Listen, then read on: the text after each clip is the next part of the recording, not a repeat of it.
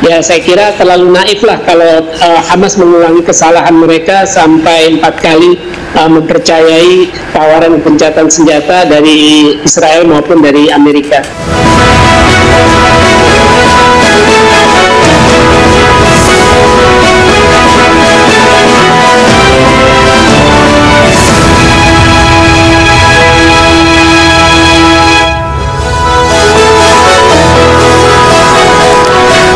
Bulan sudah Hamas dan Israel berperang. Lebih dari 50.000 warga Palestina meninggal dunia dan ratusan ribu jiwa lainnya menderita. Pasca gencatan senjata dengan Iran, kini Presiden Amerika Serikat Donald Trump mengumumkan bahwa Israel sudah menyepakati proposal gencatan senjata dengan Hamas selama 60 hari. Benarkah demikian? Apakah gencatan senjata di Gaza bersifat selamanya atau hanya jeda? Bersama saya Diandra Muhni, inilah The Prime Show selengkapnya.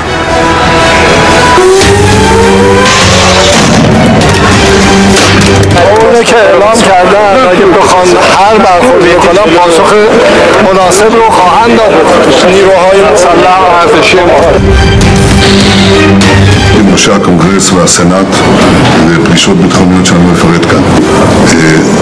הדברים האלה באים בהמשך לניצחון הגדול שהשגנו במבצע עם כלבי. He wants to end it too. We had a tremendous success with Iran, and I think and I hope they want to have a good country. You know, they have massive sanctions right now, biting sanctions. It's going to be very hard for them to do anything with those sanctions. And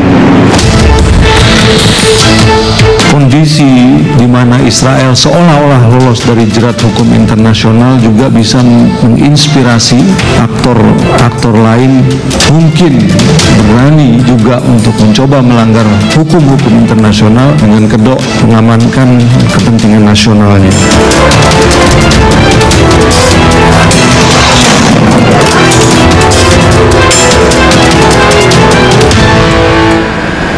Israel melakukan serangan ke objek sipil. Kali ini rudal Israel menghantam sebuah kafe di pinggir pantai Gaza yang kerap dikunjungi wartawan dan pelajar.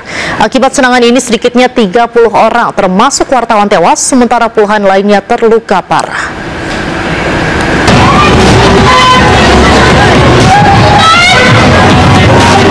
Serangan mematikan menghantam kafe Al-Bato, sebuah kafe di pinggir pantai Gaza pada Senin pagi waktu setempat. Pasca serangan, nampak asap tebal mengepul tinggi, sementara warga berlarian berupaya menyelamatkan diri. Akibat serangan ini, kafe yang sedang dipenuhi wanita, anak-anak, dan wartawan porak-poranda. Sedikitnya 30 orang meninggal dunia dan 50 orang terluka parah.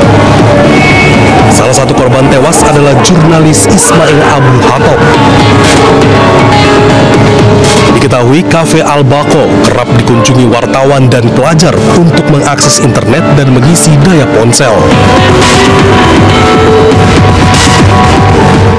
Presiden Amerika Serikat Donald Trump mengumumkan bahwa Israel sudah menyepakati proposal gencatan senjata dengan Hamas. Gencatan senjata rencananya akan berlangsung selama 60 hari.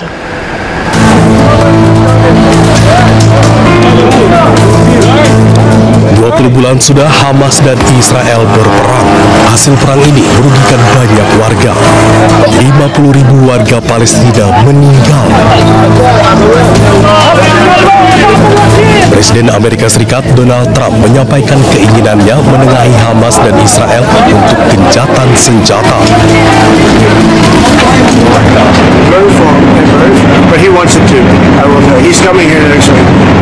He wants to end it too.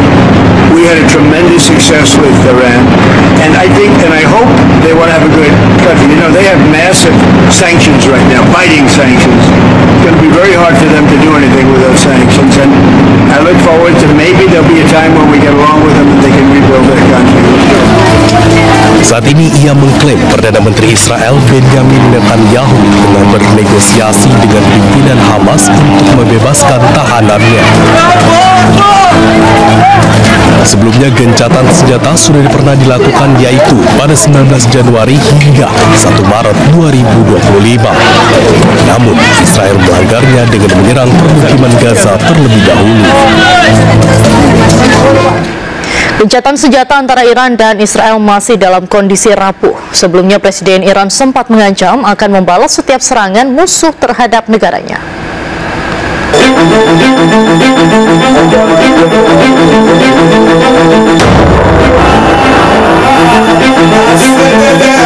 Iran menggelar proses pemakaman Komandan Korps Militer Garda Revolusi Islam Iran Mayor Jenderal Mohammad Bagheri di ibu kota Teheran, Iran.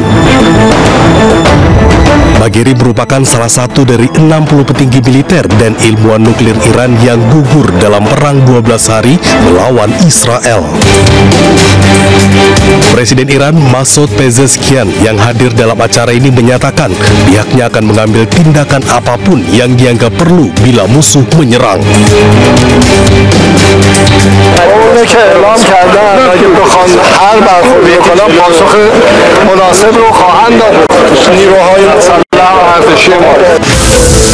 Sementara itu, Perdana Menteri Israel Benjamin Netanyahu dijadwalkan bertemu dengan Presiden Amerika Serikat Donald Trump di Washington DC pekan depan. Pertemuan ini dijadwalkan membahas isu seputar Iran, Gaza, Suriah, dan tantangan lain di Timur Tengah. בין ראשי הקונגרס והסנאט ופגישות ביטחוניות שאני לא אפרט כאן. הדברים האלה באים בהמשך לניצחון הגדול שהשגנו במבצע עם כלבי. Iran dan Israel terlibat perang sengit selama 12 hari. Kedua pihak berhenti saling serang setelah Israel menerima proposal gencatan senjata yang diusulkan Presiden Trump. Namun sebaliknya, hingga kini Iran tidak pernah mengumumkan secara resmi menerima proposal gencatan senjata yang diinisiasi Amerika Serikat tersebut. Menteri Luar Negeri Sugiono mengatakan langkah Israel yang menyerang Iran tanpa adanya sanksi internasional dapat menginspirasi negara lain melanggar hukum internasional. Hal itu diungkap oleh Menteri Luar Negeri saat rapat dengar pendapat dengan Komisi 1 DPR. Menurut Menlu, usai melakukan serangan terhadap Iran, Israel seolah-olah lolos dari jeratan hukum internasional. Ia mengungkapkan peristiwa di Timur Tengah tersebut dapat menimbulkan lunturnya kepercayaan pada tatanan hukum internasional. Menlu menegaskan Indonesia selalu menyalurkan aspirasi untuk menurunkan eskalasi dan kembali ke langkah politik diplomasi dengan mengedepankan kebijaksanaan. Terima kasih Pak. Berikutnya satu contoh yang dilihat juga yang menjadi persepsi dari berbagai kalangan bahwa kondisi di mana Israel seolah-olah lolos dari jerat hukum internasional juga bisa menginspirasi aktor lain untuk bersikap lebih asertif dan mungkin berani juga untuk mencoba melanggar hukum-hukum internasional dengan kedok mengamankan kepentingan nasionalnya. Untuk membahas hal ini lebih lanjut lagi, kita sudah bergabung bersama dengan sejumlah narasumber. Ada Marsma Purnawirawan Agung Sasongko Jati selaku pakar strategi pertahanan dan juga mantan pilot F5 dan F16. Kemudian ada Mas Muhammad Hussein, founder INH, dan juga Faisal Assegaf, pengamat Timur Tengah. Selamat malam Bapak-Bapak. Terima kasih sudah bergabung dengan The Prime Show malam hari ini. Saya akan ke Pak Agung terlebih dahulu mungkin. Pak Agung, kalau kita lihat ini kan Donald Trump mengumumkan Israel ini sudah menyetujui syarat gencatan senjata selama 60 hari di Gaza. Tanggapannya seperti apa? Jadi betul, tadi kita tahu bahwa Presiden Donald Trump mengatakan akan menginisiasi perdamaian, sebetulnya memaksa Israel untuk menerima syarat tentukan agar menghentikan. Ini terkait dengan apa yang diketahui oleh pemerintahan Presiden Trump pada saat dia sudah berhasil untuk menghentikan perang di Iran dan Israel dengan cara memaksa Israel menerima, kemudian memaksa Iran menerima. Dia sudah punya leverage karena akhirnya Israel berhutang dengan dia, dan dia sudah mengukur dengan di kacamata publik internasional dan dalam negerinya bahwa tindakannya ternyata oke-oke saja. Oleh karena itu maka Trump berani untuk melangkah untuk memaksa Israel untuk menghentikan kegiatannya di sana di Gaza, sehingga dengan dasar daripada pengalamannya kemarin untuk menghentikan di Iran. Jadi zaman sekarang ini pendapat dari publik, baik publik domestik atau luar negeri penting. Tapi untuk di Amerika itu penting sekali pendapat publik domestik, pendapat senator dari kedua partai, dari Republikan dan Demokrat bagaimana. Dan ternyata sekarang sudah aman bagi Trump untuk untuk menghentikan, memaksa Israel menghentikan dengan tidak kelihatan memaksa. Namun tentu ada konsesi pada Israel. Namun yang jelas Trump berani berbuat ini karena telah berhasil kemarin memaksa Israel juga untuk menghentikan perang dan tidak ada masalah dengan citranya yang di domestik. Jadi ini kayak skenarionya sama dengan gencatan senjata Iran kemarin ya Pak ya? Meskipun dengan skenario yang berbeda, namun pada prinsipnya sekarang Trump lebih confident untuk menghentikan tindakan Israel. Sebelumnya dia ragu-ragu karena efeknya kan bisa apakah ini menguntungkan bagi saya atau tidak. Karena kalau dia membantu Israel atau tidak membantu Israel atau seberapa banyak membantu Israel, ternyata tindakannya adalah membantu Israel menghentikan perang dan juga menghentikan bagi Iran. Ternyata semua oke, welcome dengan itu. Akhirnya sekarang berani untuk di Gaza untuk bisa melakukan tindakan yang sama dengan anggapan bahwa dia akan tidak ada masalah dengan tindakan ini. Baik, kalau Mas Faisal? Karena kita tahu sejak perang Gaza meletup pada 7 Oktober 2023 pernah ada gencatan senjata pada November, kemudian berujung pada pertukaran sandera. Habis itu Israel menyerang lagi, kemudian ketika disepakati gencatan senjata 3 tahap, tahap pertama 19 Januari sampai 1 Maret, tapi ketika tahap kedua tidak diteruskan, Israel tidak setuju meneruskan, kemudian secara sepihak membatalkan gencatan senjata. Artinya gencatan senjata yang diusulkan Trump ataupun Israel itu hanya untuk kepentingan Israel, yakni menyelamatkan sandera. Sedangkan kalau dari pihak Hamas sendiri, kalau memang mau gencatan senjata dan pertukaran tahanan, itu ya syaratnya menghentikan semua agresi, menarik semua pasukan Israel dari wilayah jalur Gaza, kemudian membuka semua akses kemanusiaan, lalu mencabut blokade yang telah diberlakukan sejak 2007 sebelum berbicara tentang kesepakatan pertukaran tahanan. Karena ini kan yang disasar, yang menjadi tekanan Netanyahu adalah bagaimana menyelamatkan tentara maupun warga sipil Israel yang masih disandera di Gaza, baik oleh Hamas maupun Jihad Islam. Jadi saya berharap ya Hamas tidak lagi mengulangi kesalahannya sebelum memang benar-benar ada jaminan bahwa gencatan senjata ini yang mengikuti syarat yang tadi ditentukan oleh Hamas, hentikan agresi, terus penarikan semua pasukan, pembukaan semua bantuan kemanusiaan, baru berbicara tentang pertukaran tahanan. Ya saya kira dengan 3 pengalaman terakhir adalah bulan Mei ketika Trump menjanjikan akses bantuan kemanusiaan seluas-luasnya di Gaza dengan pembebasan Idan Alexander, tentara Israel dan juga berpaspor Amerika. Trump tidak memenuhi janji itu. Ya saya kira terlalu naif lah kalau Hamas mengulangi kesalahan mereka sampai 4 kali mempercayai tawaran gencatan senjata dari Israel maupun dari Amerika. Baik, kalau Mas Hussein melihat gencatan senjata ini seperti apa? Mengingat juga Trump ini bilang kalau Hamas tidak menerima proposal gencatan senjata, keadaan ini hanya akan menjadi lebih buruk saja.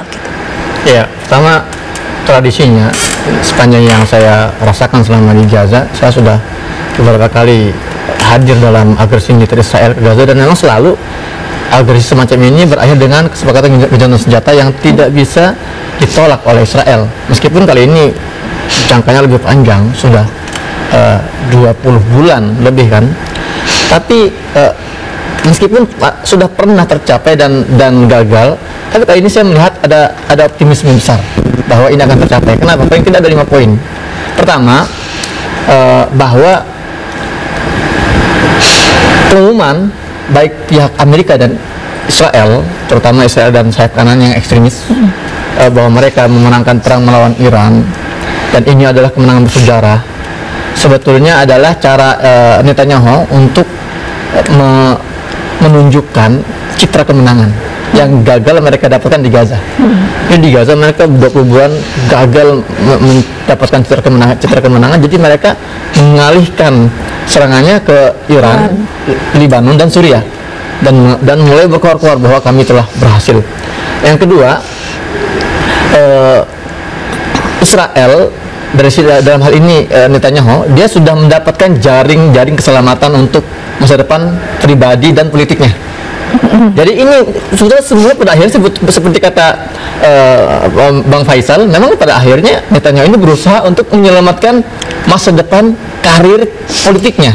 Dan hari ini dia sudah dapat jaminan dari Donald Trump yang berani mengintervensi Netanyahu dalam hal persidangannya. Nah, yang ketiga, kita bicara bahwa sekarang orkestra peperangan dan zona senjata yang bermarkas di Washington ini sudah melihat masalah Gaza sudah bukan lagi hanya masalah sandera atau masalah pertukaran tawanan, tapi ini sudah menjadi masalah regional yang lebih luas, dan ini menjadi ada keuntungan strategik ekonomi di situ. Dan jadi makanya mereka mengindahkan pandangan sempitnya para ekstremis Yahudi seperti Ben Gvir, Smotrich yang mereka masih berkoar-koar ingin menduduki Gaza, kemudian tidak mau menyerah. Itu sudah diindahkan. Bahkan mereka Trump sendiri sudah menggunakan narasi untuk si Netanyahu sebagai pahlawan perang dan perdamaian. Baik. Yang keempat ini juga penting. Hari ini para militer atau IDF Israel di Gaza ini mereka sudah tidak sanggup lagi melanjutkan perang ini, meskipun mereka berkali-kali mengatakan kami sudah berhasil mencapai target, tapi kita lihat dari bulan Juni sampai sekarang itu yang terbunuh di barisan tentara Israel itu melebihi jumlah tawanan atau sandera Israel yang diyakini masih hidup. Artinya kerugian moral, kerugian materi, kerugian nyawa itu semakin bertambah.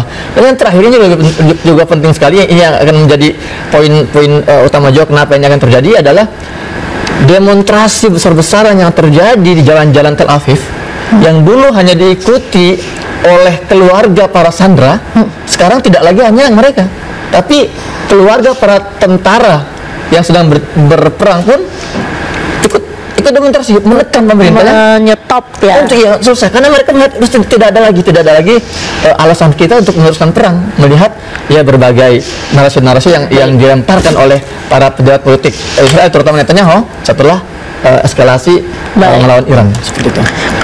Baik, pemirsa, The Prime Show masih akan kembali usai jeda, tetaplah bersama kami.